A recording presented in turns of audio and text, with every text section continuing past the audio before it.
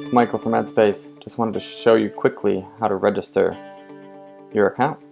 So at the very bottom, when you get to EdSpace.com/sign-in, you hit Create an Account. From here, you can connect with Google or Facebook, or you can just use an email address. So I'm going to use a fake email address real quick. We'll do this and this. I'll give myself a password. We'll agree with the terms. We'll move right along. So what's my name? Fake Michael Craw.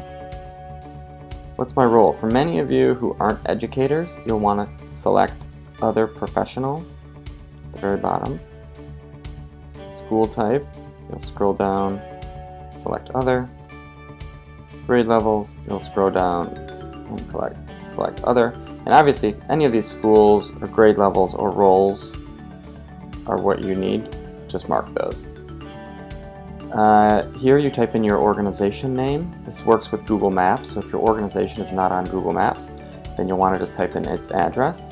If you work for an online company or maybe you're a consultant and you don't want to put your home address, that's perfectly fine.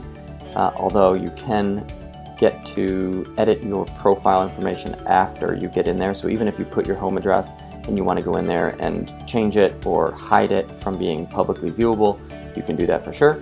But in the short term, especially if you're here for the Inspired Conference, you'll want to use the Right Education organization here. So it'll show up, it's this one, Jalan Terasek, sorry for the pronunciation, in Kuala Lumpur. You hit done.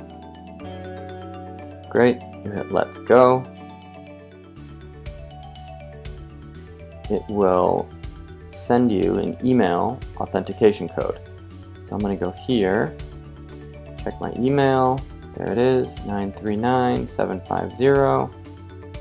Come back here, 939750, verify, and we're in.